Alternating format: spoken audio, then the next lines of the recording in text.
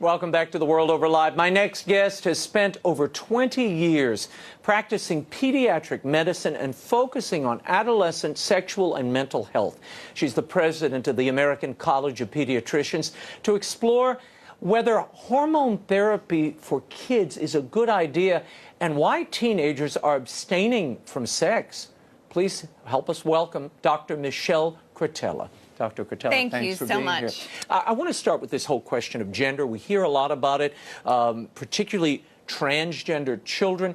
Is gender mutable?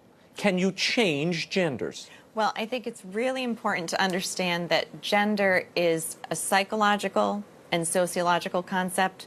So, in other words, it's our awareness of ourselves as male or female. It's associated maybe with sex stereotypes, sociologically speaking. So it's not, you can't change your sex, but you can impersonate the opposite sex. So this talk of gender is, what do you say when a young person comes into your office with the parents, and we see in some of the stories in the media, some of my colleagues cover stories of 5-year-olds, 8-year-olds, 6-year-olds. This is my transgendered son or daughter. And he sees himself as a girl, and he dresses as a girl, and he only thinks of himself as a girl. You say what to him in your clinical practice? Fortunately, I've encountered it, it has been a parent who was concerned about their child possibly engaging in cross-sex play or cross-dressing, and that is much easier to speak the truth, that these are children who are not identifying with their same-sex parent and same-sex peers. So the proper treatment would be referring for psychotherapy, for an evaluation of family dynamics. Lots of times there can be very subtle things going on in the home, not abuse, but subtle things where the child picks up cues and internalizes them in a way that throws off their awareness of their sense of self is what's off then. Yeah. Not because, I mean, your sex is determined by your biology. Right, yes. So the gender is then a self-concept of who I am or what I am. Correct. So can that self-concept change? Can it be derailed? Yes, absolutely. Most children, by the time they're 3, will recognize, yes, I'm a girl like mommy or a boy like daddy. Okay, I want to, according to the Diagnostic and Statistical Manual of Mental Disorders, as many as 98% of gender-confused boys and 88% of gender-confused girls eventually accept their biological sex after naturally passing through puberty. So why are doctors administering hormone therapy to these people before they reach puberty, but prepubescent kids? Right.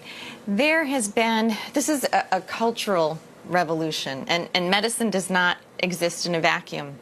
You know, we physicians are influenced by the culture, by, unfortunately, politics, and that has been truly the biggest pressure, or where the biggest change has arisen. Essentially, what is happening is young children who present to their parents consistently saying, I'm not a boy, mommy, I'm really a little girl, taken to the physicians, referred to gender clinics, diagnosed as, oh, yes, you are a transgender child, we want you to dress and behave like the opposite sex because this will decrease your depression, your emotional stress. And then when it comes time for puberty, we'll put you on puberty blockers so you have more time to decide. What are your colleagues telling you about adult transgender people? What has their reaction been after they've gone through puberty and they've gone through these changes? Maybe they've even had a transition, which I won't get too graphic. It's a family show. Right, certainly. When I penned a statement in more detail about what is happening with children who are labeled as transgender, and when that went public, I did receive calls from therapists who work with the adult population, and the first one who spoke with me said, I want to thank you and the College of Pediatricians because I work in this adult population, they have suffered tremendous abuse as children. There's definitely a subset that has suffered tremendous abuse as children, and it manifests in this way. In the literature, it seems that men who transition fall into two general categories. Some of them are homosexual, and they essentially act out by transitioning and becoming women, sort of fulfill a heterosexual relationship. There is another subset of men who transition purely because they are attracted to the thought of themselves as a woman. So it's more of a sexual fetish, if you will. Yeah. I want to talk for a moment about the government. We've seen the Obama administration saying, look, these public schools, you have children who identify as transgender, who are being bullied, and therefore they should be allowed to choose which bathrooms they use. This has become a big story nationally. And now we have Carter Ash, the Secretary of Defense, coming out today. And he said that the military is now opening itself to transgender people serving. The government seems to be saying, this is normative, there's nothing wrong with this. What is your problem, doctor? This is mental illness. And in children, it may merely be confusion or emotional disturbance, but when you reach the adult stage, this is mental illness. You do not treat abnormal thinking. Okay, thinking that is not in line with physical reality is disordered. You do not treat a thought disorder with mutilating surgery and hormones. So to do this, to teach this in schools and then to go and normalize it in the military and society at large, this is cooperating with mental illness.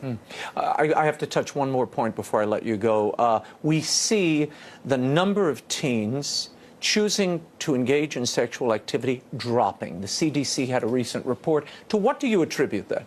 The Youth Risk Behavior Survey, yes, that is a very encouraging trend.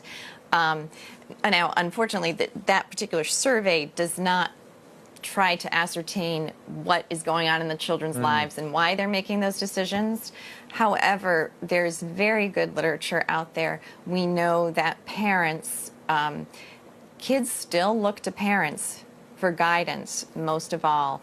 And if parents are very firm and encouraging children to abstain from sex, at least during the teen years, and more ideally till marriage, it makes an impact, contrary to what Planned Parenthood says. And what about abstinence, teaching abstinence in the schools? Is that what you attribute some of this to? Or Planned Parenthood would say, look, this is attributable to our teaching contraceptives and safe sex practices in the classroom. They would, except for one problem. The same week, the CDC came out and said that the kids who have had the kids who are sexually active are using birth control and condoms less, and they're the ones who have had the comprehensive sex ed.